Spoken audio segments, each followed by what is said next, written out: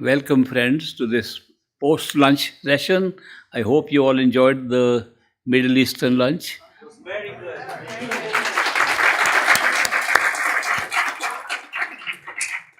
I'm very happy that Fatan and Samar and other family members have organized this meeting and provided the lunch. And I want, on behalf of all of you, and you join me in thanking them for that.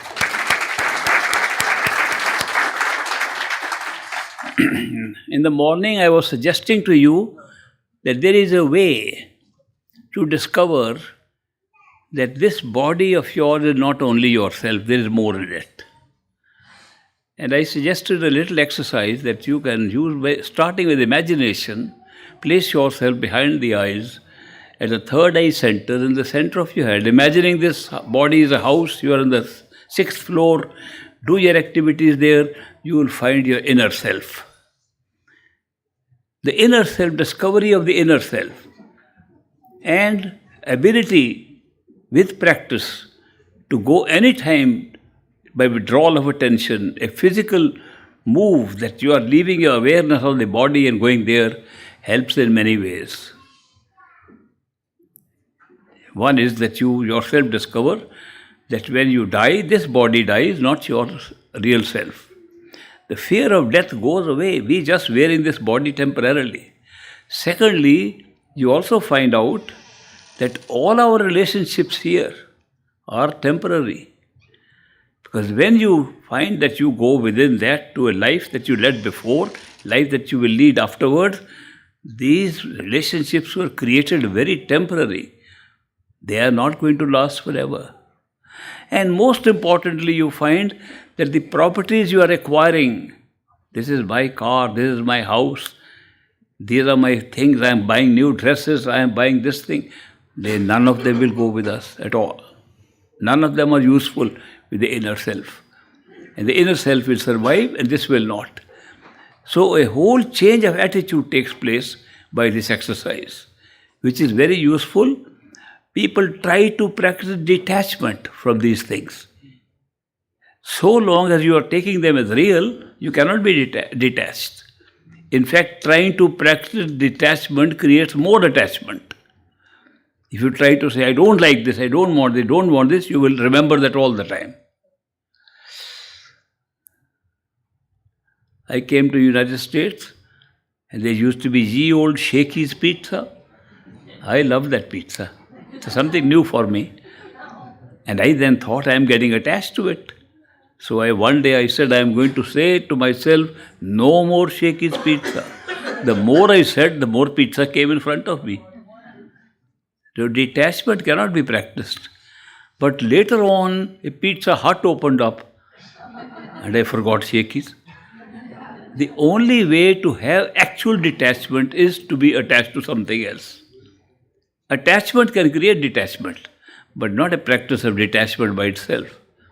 So when you discover that the reality of your experience, which lasts longer than this body, is different, that the people who are there with you are different than the ones you are seeing here, your attachment develops with those who are with you longer and not with those who are temporarily, and a detachment comes. A very big change. Detachment to your properties and things you are trying to make your own is a very important thing. If we understand how life begins, you can also understand that from the nature of the other body, which carries with it the same mind, carrying the same impressions, carrying what we call the same karma. The law of karma is operating with our minds. And since the other bodies also contain the same mind, karma continues so long as the mind is alive. This body of ours has a very limited age. Average is considered to be 100, 90, 80, 100, 120. People don't live very long on this body. Inner body lasts 1,000, 2,000 years, 3,000 years of physical time. The mind lasts for millions of years. So the karma that we carry on the mind lasts for millions of years. So the same thing, same impressions we are carrying from lifetime to lifetime determine our life for the next time. And when we look at what brings us back to this same physical life, is attachment. You'll find we are attached to people, attached to things, and they bring us back. There was a friend of mine. He wanted very much to come and listen to my talks, which I was giving at different places. But he wrote to me once, I am sorry, I will not be able to come to you this time because the money I saved, about $300 to travel to you, I have placed it on buying a chair. But the chair costs $900, but I have got a layover, so I have to make 3 installments. Once I make 3 installments, chair will be mine. So the $300 I had saved to come to you, sorry, I put it on the chair, so I can't see you. Next time there was a chance to come, he wrote to me, I'm sorry that the $300 I saved again to come to you, I had to put a second installment on the chair, so I'm sorry I missed you. Before he could make the third installment, he died. He neither saw me nor the chair. Now, for one chair, he has to come back. Because he is so much feeling in the inner self. Oh, I didn't get the chair, I couldn't go there, I made a sacrifice for the chair. He made a sacrifice of not coming to see me for the chair. Chair took precedence. Therefore, the chair will bring him back. You'll be surprised, this is the way we all come back again and again. Our attachments. And not only attachments, our desires which increase our attachments. Every time we see something new and we desire more, it creates a new attachment. So the attachments are responsible for our coming again and again. And where are the attachments held? In the mind. And the mind is the same, body after body, not only this body, in the inner body. Can we also go to find the mind? Not the inner body. Body is only sense perceptions. Can we cross that and see what our mind looks like? What is the mind actually? What this thinking machine we are constantly using, what does it look like? Yes, we can. The method? Same method. Go within the inner body. The mind is inside the inner body, just like the inner body is inside this body. It's all a question of going within. Now, if you meditate at the third eye center of the inner body, you will withdraw your attention with practice. Now, that's a much deeper meditation, but you can withdraw your attention from the sense perceptions also. And a very strange experience happens. Some of you might have done it. A very strange experience happens that you find perception. To perceive, experience, you do not need sense perceptions at all. All you need is the mind. You will discover that even the sense perceptions you use, for example, I want to see these flowers. I am using eyes here. The flowers come up into the eyes. Eyes can never see flower, they can see color and form. How am I seeing flowers? What makes the color and the shape into flower is the mind, not the senses, not the sense perception, not the inner self. Every experience we are having is being interpreted to us in the way we are seeing from the mind. The mind is seeing what we are thinking we are seeing with eyes. We are giving names to things, we are creating identities of things, all because of our mind. When you reach the mind per se, only with the mind, you discover all perception is possible. You don't have to break into sense perceptions at all. That's a big discovery. So when you reach your mind, by putting your attention within the inner self, at which point? Behind the eyes of the inner self. Exactly the same way. You discover that you are nothing but a living mind. All you have is a soul, life, and a mind. And that is yourself. Most amazing thing is you do not lose the fact it is the same self that was in the body here. Same self is in the mind. Self has not changed, form has changed. What is the shape of the mind? It does not have sense perceptions. Therefore, it does not need eyes like we see. It does not need a body like this. It does not have a body like this. But it has a presence that, like you are present in space and time, that you have a shape, but not of this body. Inner self is like this body. Mind is a different shape altogether. But the self in the mind is conscious self with all the memories. The memory becomes so sharp, you can remember millions of years of life. So amazing. Memory is a very key. If you will notice that the memory to be able to remember is the secret of our knowledge of time itself. How are we experiencing time? We all feel, yeah, we look at our watches, yeah, we went an hour ago, we went lunch here, this is the time. How are we experiencing time? Supposing there was no memory, there will be no time at all. It's the memory that is creating us. Yes, we went there, yes, we did this, therefore it's time. Imagine what a wrong assumption we have that there are three natures of time: past, present and future. We always think of time as what has already gone, past. What we're living in is present. What is still to come is future. Have we ever noticed that the time we live in is called now? And now has no time at all? The moment it starts saying now, it becomes past. Before I said it was future. So there is no present at all. What we call now or present is merely a meeting point. Zero time meeting point. Then how do we feel there is time in the present? We are calling the last few seconds of our memory as present. I remember I sat here. I remember I'm just speaking to you. The word I'm just speaking is present. We are calling an immediate past into present. Therefore, what we think is past because of memory. What we think is present because of memory, short memory. Well, maybe there may be a future from where all the events are coming in. Not true. I've often said, if we did not have the capacity to hope, did not have the capacity to fear, did not have the capacity to anticipate something, if we did not have the mind that can do these three things, there will be no future.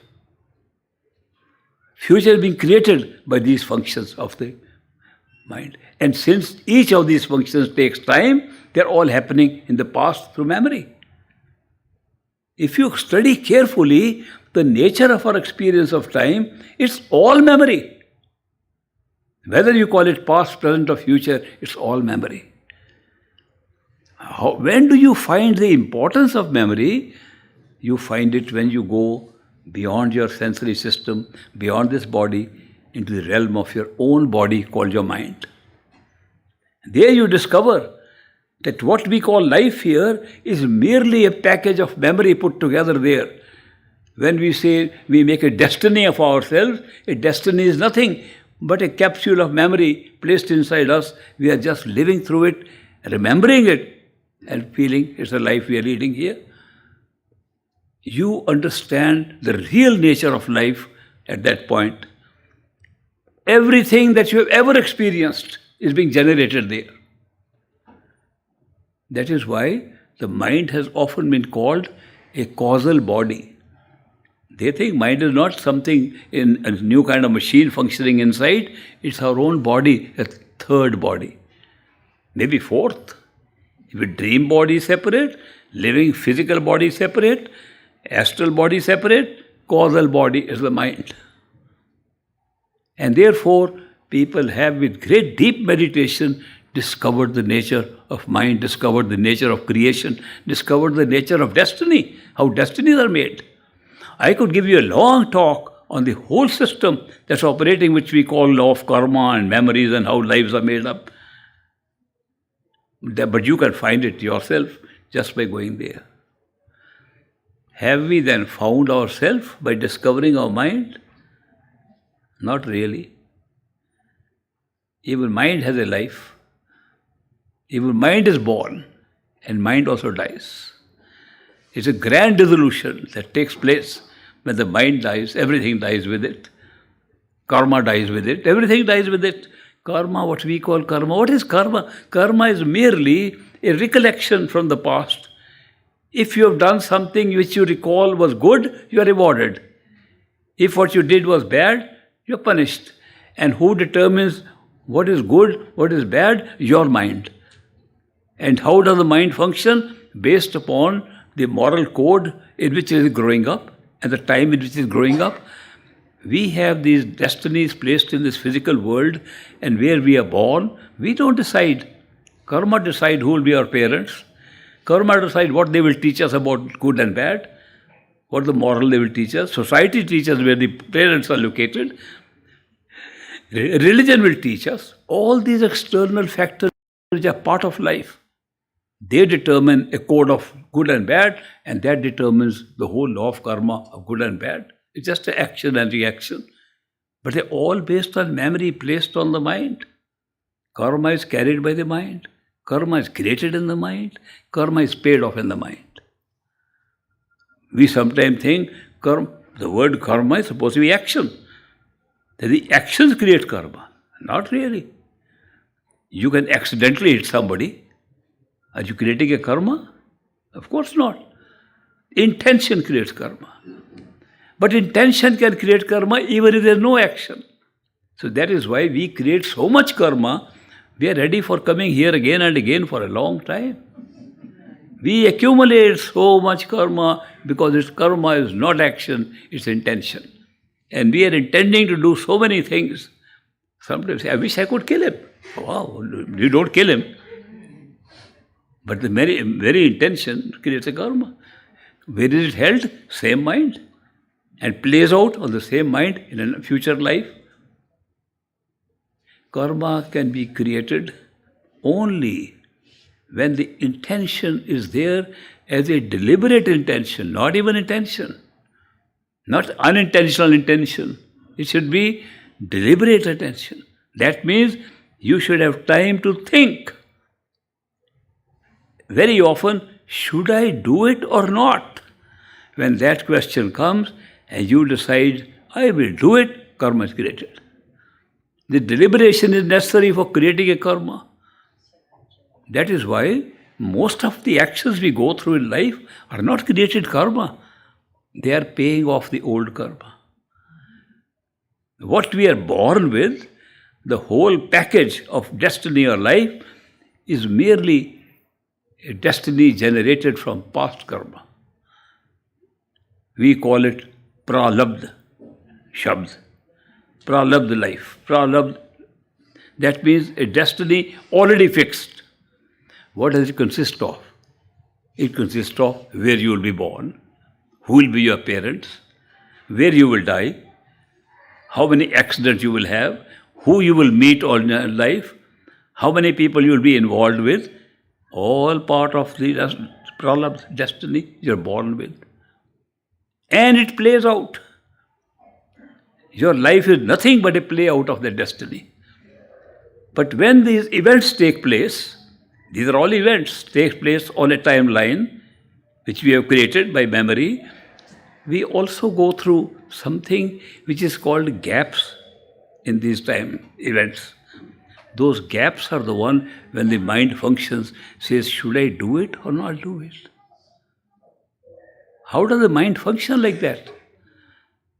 Because it does not know what has been decided in the pralabdha. It has no knowledge. It has partial memory of the past, hardly any memory of the future. It has no knowledge if the future is already there or not. This block, ignorance of the future, generates a strange experience in us which we call free will. The feeling we decide what we have to do. This free will is merely a feeling, merely an experience. Because what is in pralabdha is already there for the future. We feel we can handle what we are going to do now. But when we handle it, it's according to a script already written in our destiny we made in the mind.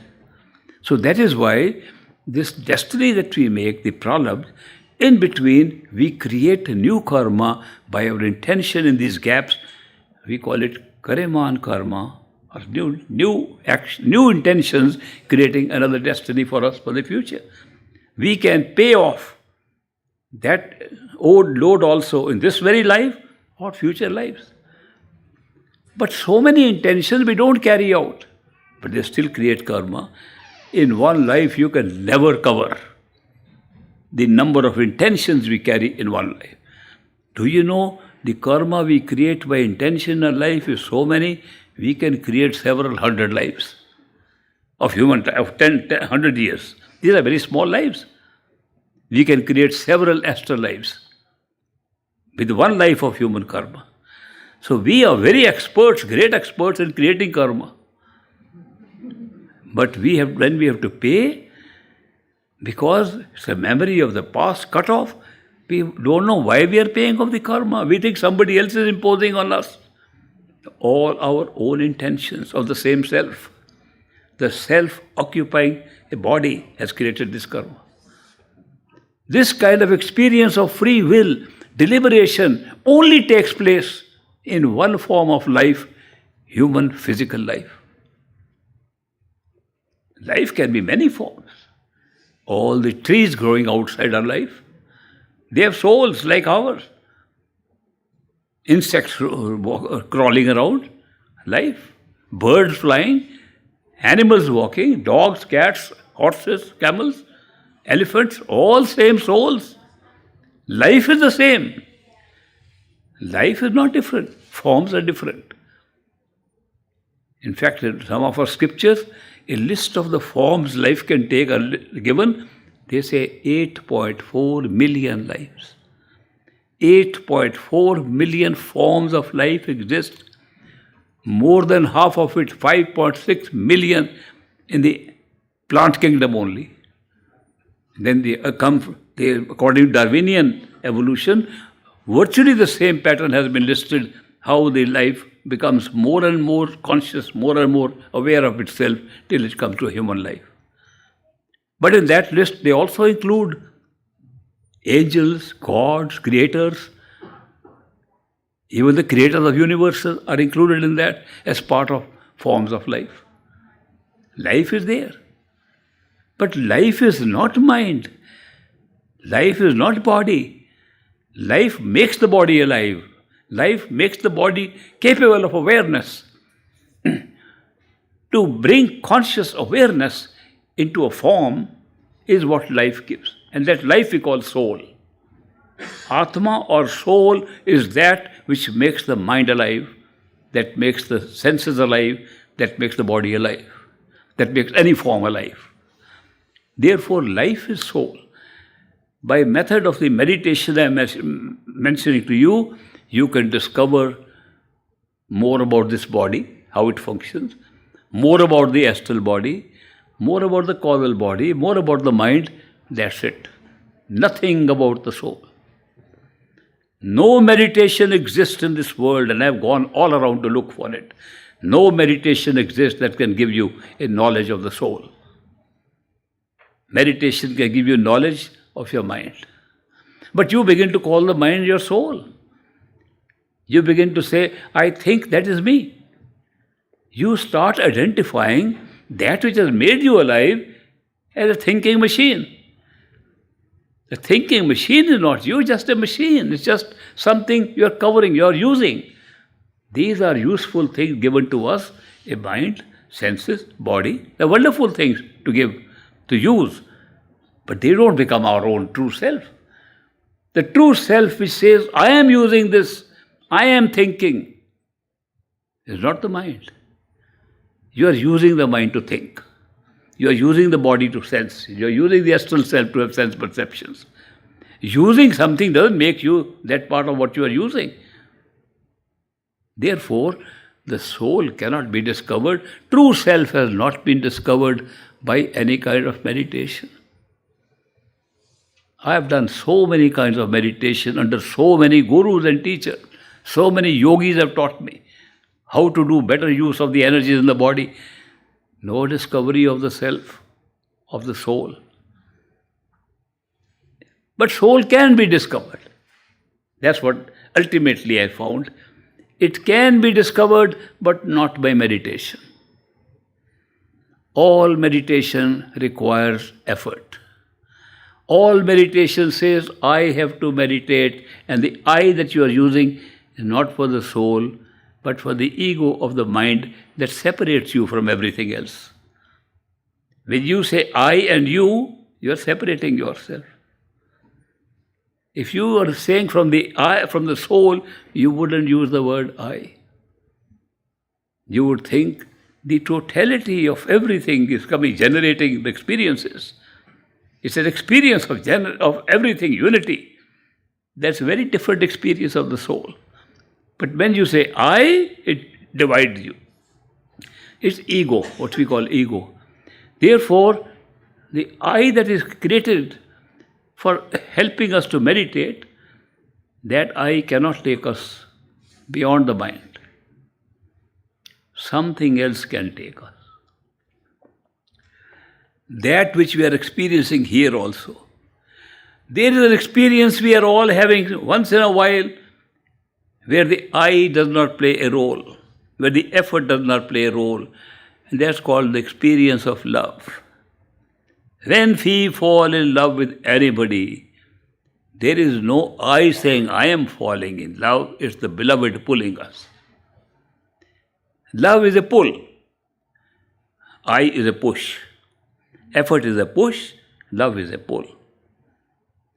When love pulls, that's the only time for a little while we forget the I. The beloved takes the place of your own self. That's the power of love. Love is something that attracts you. That is why, if something within ourselves can attract us beyond the mind, we can discover the soul.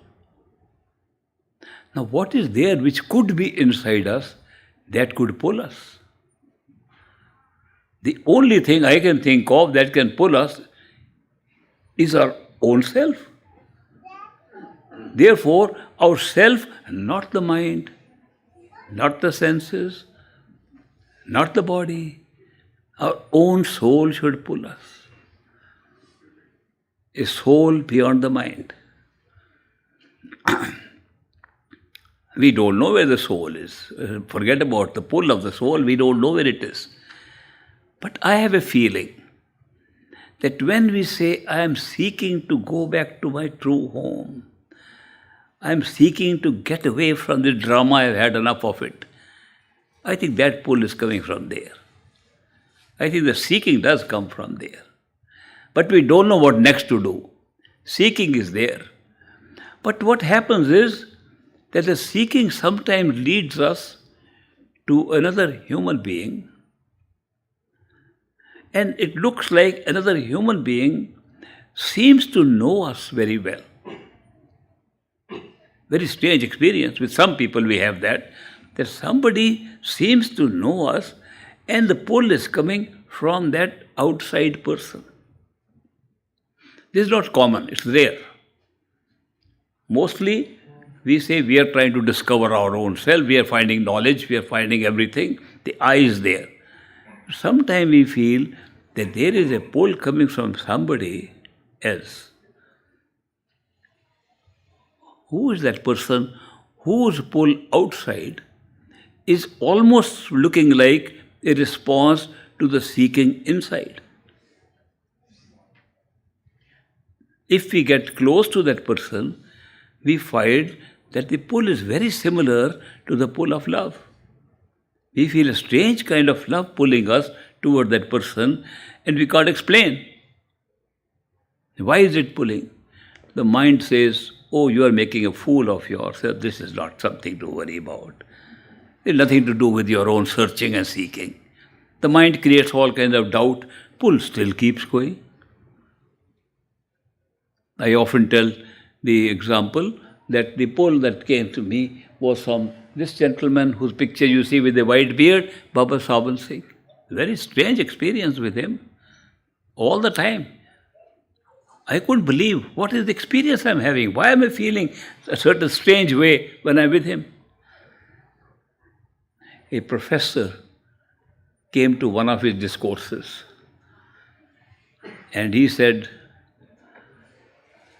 Master, you are misleading people. You are telling them there are inner regions. You are telling them this is not our true home. The inner home inside somewhere. You talk of some such khand, some real true home. All that is nonsense. There is no evidence for that. The only evidence we have is, scientific evidence is that this life is the only life, this world is the only reality. You are trying to mislead people and try to make them all kinds of strange meditations. They don't work. I have come to tell you, please don't deceive these people. Great Master Baba Saban Singh told him, Professor Saab, I'm very happy that you have expressed your opinion very honestly based on your experience. My experience is different. I share my experience with people based on what I have seen, which is different from what you are saying. We have a right to disagree on our experiences, but I appreciate your good, honest words. Professor went away. Next Sunday he was back again to tell the same thing. He says, Master, I have come to tell you there is no physical evidence at all. Scientific evidence does not show anything like soul exists. It's all, the physical body is the only real thing and this world is the only reality. You are misleading people. Please don't do that. They are poor people and they are coming to you being misled by your lectures. Great Master gave the same reply to him. Professor Sir, my experience is different than yours. Therefore, I appreciate you came and told me this, your honest opinion. Third Sunday, Professor was back again. Then Great Master said, Professor Saab, you came last 2 weeks also to say the same thing, and now you come again to say the same thing. He said, I don't know, Professor said. I somehow feel I like to come and see you again and again. Mind saying something totally opposite. What they say, heart or soul saying something totally different. Therefore, what is pulling? Now, what is there in a human being to pull us when we want to be pulled inside our own self? Truth is inside, we are looking at outside at another human being. How can that be? How does it work? Simply because we do not know that we can pull ourselves from inside. A human being is appearing who we call a perfect living master. Not master, not guru. Sant Satguru, real guru, true guru. What is the nature of a true guru? What is a human being who I am calling him a true guru? What the definition of a true guru is? That he is not outside but inside. He represents our own self inside. How can he represent our own self when he is just an ordinary person like us? He represents, because the very method that I was telling, that you can be pulled inside, somebody has pulled him to that level where he discovered the unity of all souls. We discovered in totality what we call our true home, we actually are only one source. If it is one source and he is aware of the source, then obviously he is aware of my inside as much as of his inside if it is separate. It is not separate.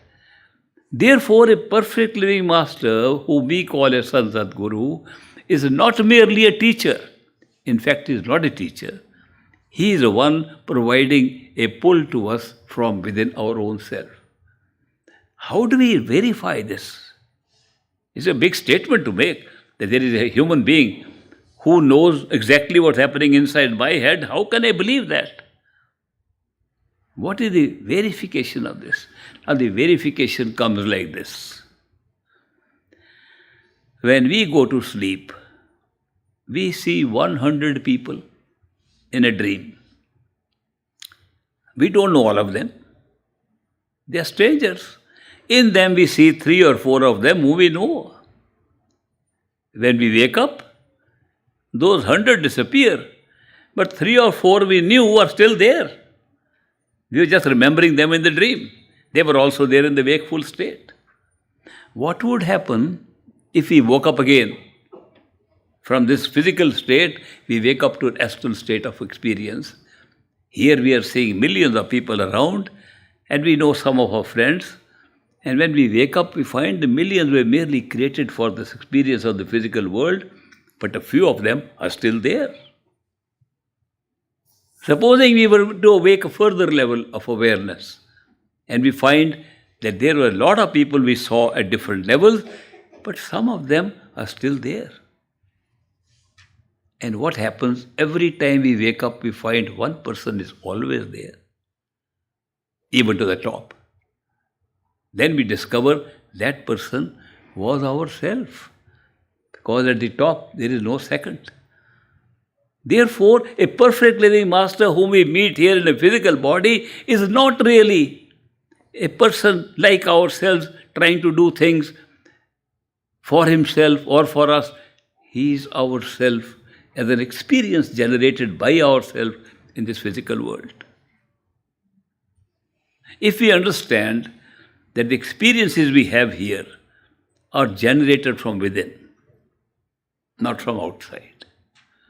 And again we have heard this thing. In fact, Swami Vivekananda, great Swami, in his own right, when he came to USA, Chicago, he came to Chicago more than 120 years ago. And by chance, the time was when there was a World Congress of Religions going on. And he spoke there.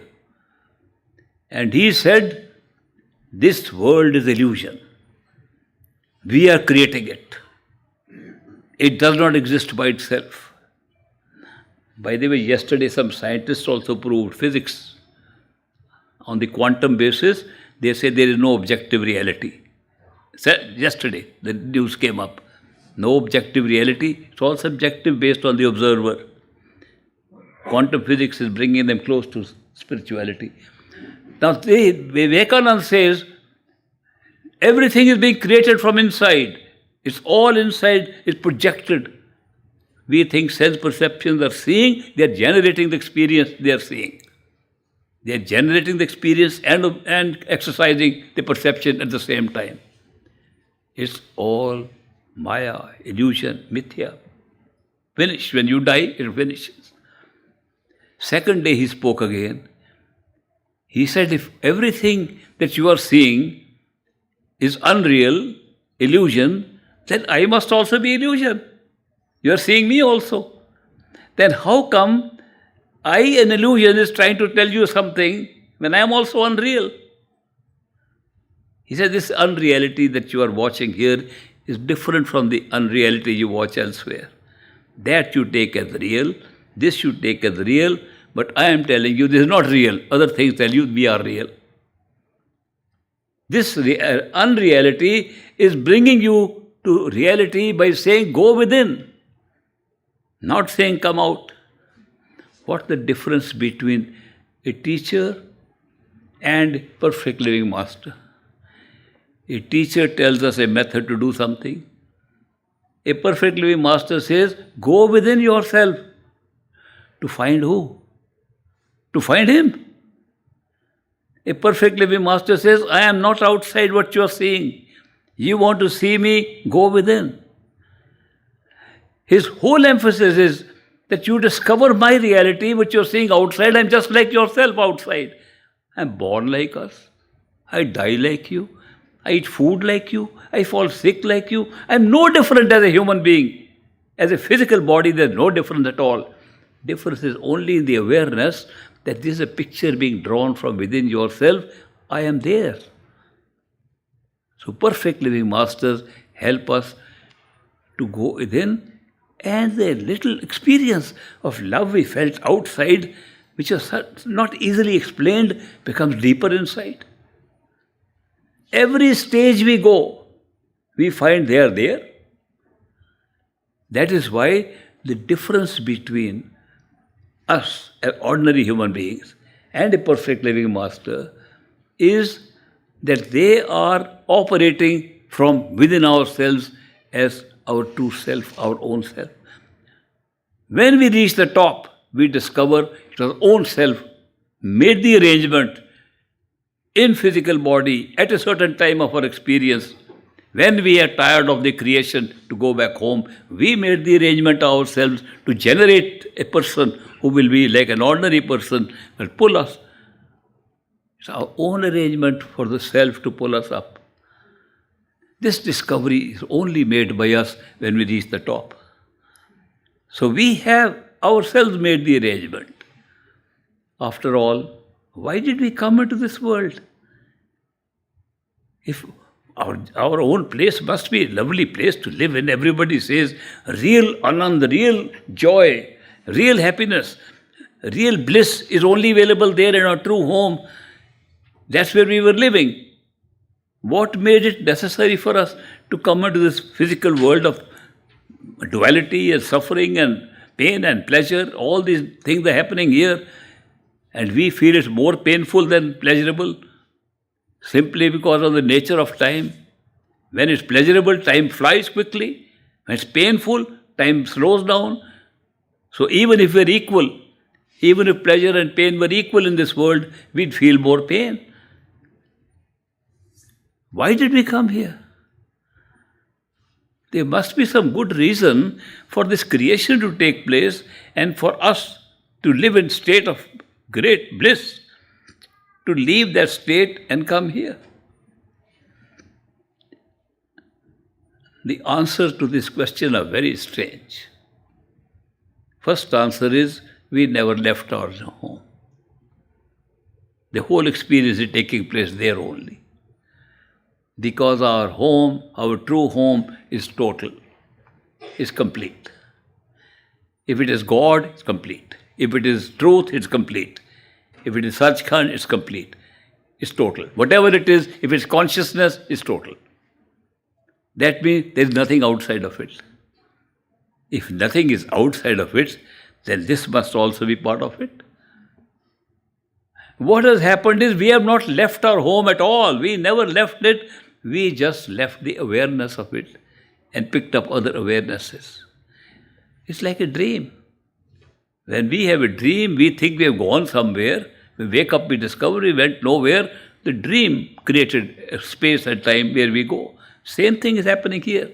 This is like a dream within a dream within a dream within a dream. That's what the real nature is of creation. And the methods of meditation we talk of are merely triggering ourselves to wakefulness. Just triggers for wakefulness to get to higher levels of awareness. And when we discover our total awareness, we discover we never left our home, we left the awareness. Why did we leave awareness even? If we were in a state of happiness and bliss, why did we leave that? To understand that, we can speculate that what is consciousness? What makes us aware and makes us conscious of the world or of ourselves? If we look at the nature of consciousness, we find that consciousness is operating in a way, if it is fed with two opposite views, it appreciates one of the views better. For example, we see light here. Supposing there was no darkness, we would not even know if there is light here. But when we see darkness and see light, we appreciate light. The world of duality, the world of pairs of opposites, generates this conscious experience that you appreciate. The word is appreciation. You appreciate the positive side more if you have seen the negative side. And we have this experience all the time in this life. If you have seen something negative, then we see the positive, we appreciate it more. Is it possible that we generated a world of pairs of opposites. To have an experience, a greater appreciation of our own experience of a world with no opposites at all. A non-dual world, which is our true world, is being appreciated by us by generating an experience only, not generating a real world, generating an experience of a dual world. When we look at it from that point of view, it justifies the creation of this universe as merely a means to greater appreciate our permanent true experience of a true home, where we always had the experience. We generate an awareness of duality merely to have the experience of the non-dual. It's a great rationale for saying why the world was created, why we are here. We are here for the same reason, to appreciate. There is a book by one of the well-known mystics, Kabir. Kabir writes a book called Anurag Sagar, Ocean of Love. It's a dialogue between him and a disciple of his, Dharamdas. Dharamdas asks, why were we created? And he gives in story form. He says it cannot be described, but I'll make it like a story. So when he makes a story of creation, there in that book he says that there are souls who are still living in our true home. And then there are us who have come here, who are souls who have come into the experience of duality. And he says those souls he calls Bans. And the souls who have come here, when they return, he calls them Hans. He says when the Hans who have had experience of creation, when the Hans return to the true home, the Bans says, you are dancing even more than us. You are rejoicing even more than us. What is special about you? And the Hans says, you don't know what you are missing. That means you do not have an experience by which you can appreciate what you already have. And we can appreciate because we have seen the opposite of it. So there he's explaining the very purpose of this creation, the whole creation. The whole creation in all its forms generates an appreciation for our true home. Nothing else could generate that appreciation. So that is why it's a beautiful creation in totality.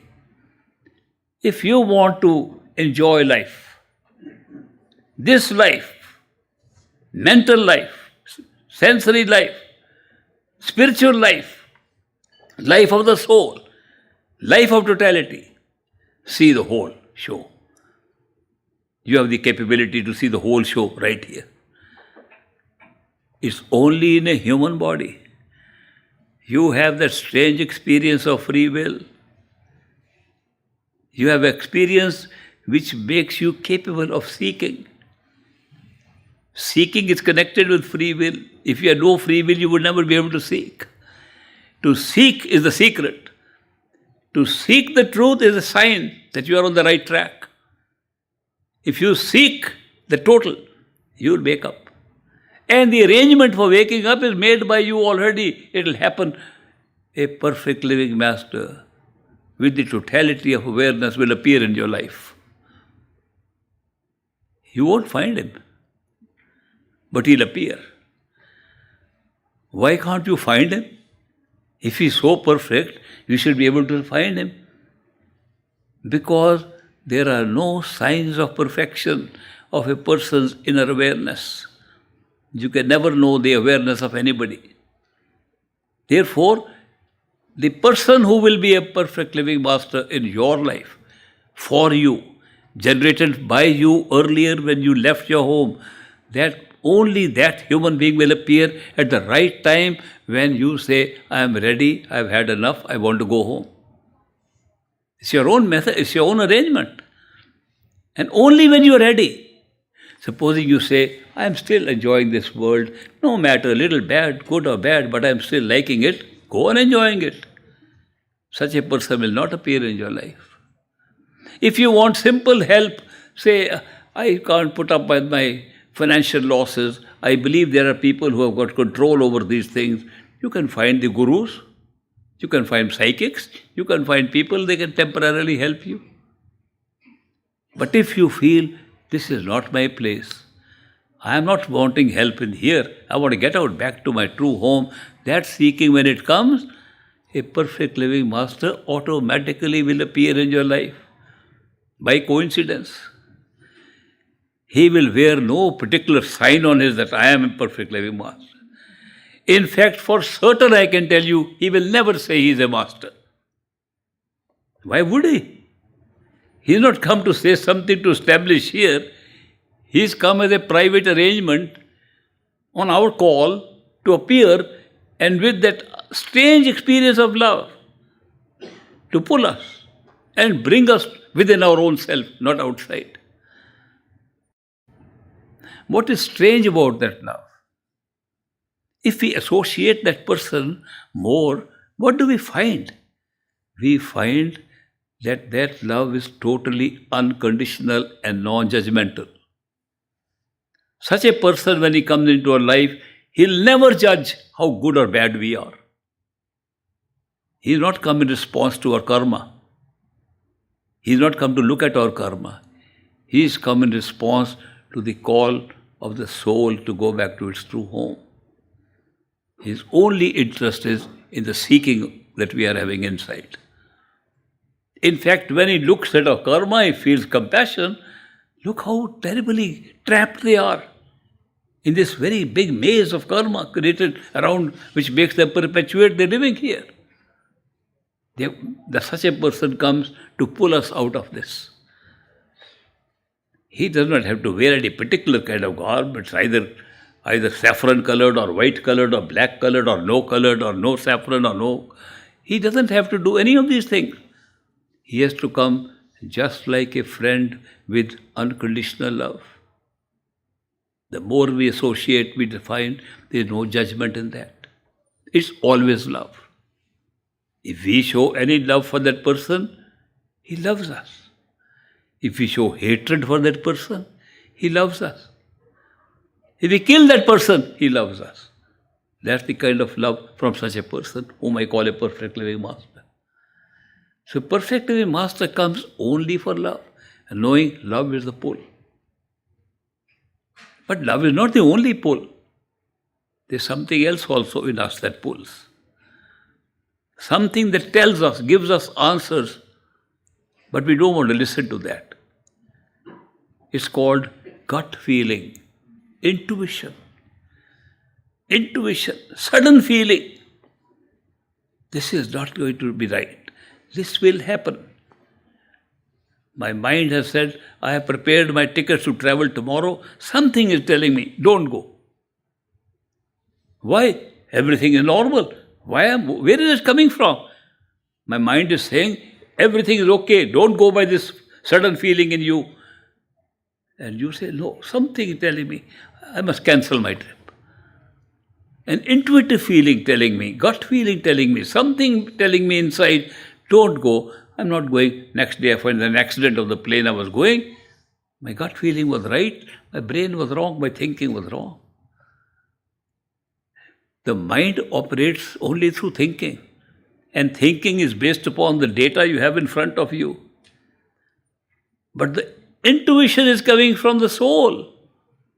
Intuition is coming from your real self. Not only love comes from there, intuition comes from there. Appreciation of beauty comes from there.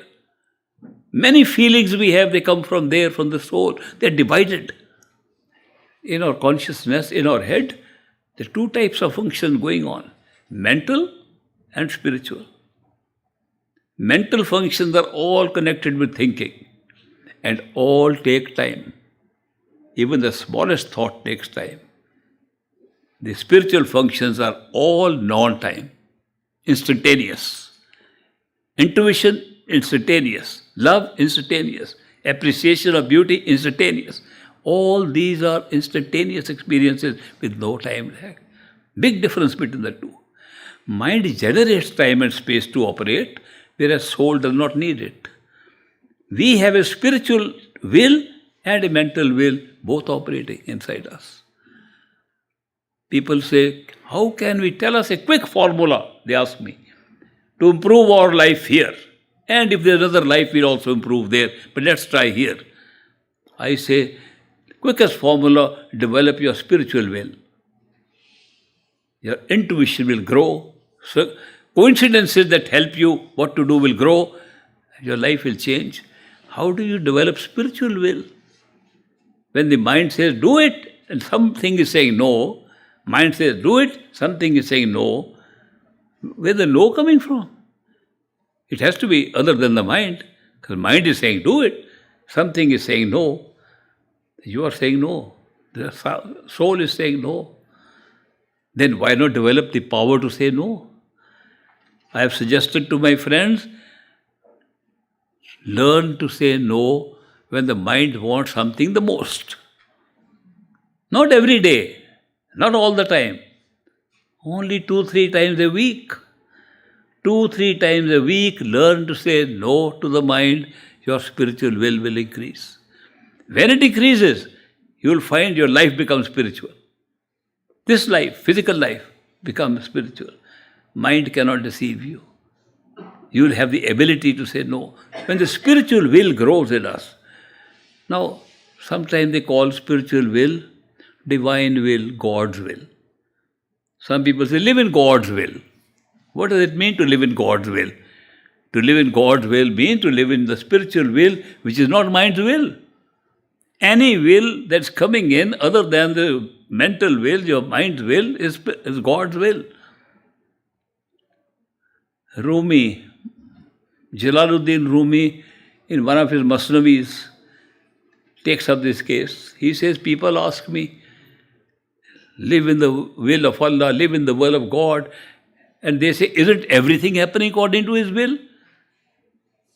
How can we distinguish everything that happens is God's will? Then how are you saying live in God's will? Everything is God's will. He says, no. When you use your thinking machine, it's mind's will. When you are not, it's God's will. And then he says, how to know God's will? He says, if He has given you a plow in your hand, dig, that's His will. He's given a pen in your hand, write, that's His will. If He has created circumstances for you to do certain things, to do your duties according to the circumstances, He has expressed His will. Even some of the old Indian systems of teaching how to live a divine life distinguished between karma and dharma. What was it? Karma laid down the conditions of your circumstances. Old karma brings those conditions. How to handle them? How to handle them with the duties to perform for dharma. So dharma was a duty to cope up with the karma coming from the past. If we do everything as if it is duty created by circumstances, we are living in the spiritual will, the divine will. Just following these little tips can change our life right here. I am sharing these things with you just because I feel you are all on a spiritual path. You are all moving in the same direction. You all want to know better about your own self. You all want to have a spiritual life. You are all tired, according to my judgment, of this world and the tactics of the mind, what it's playing.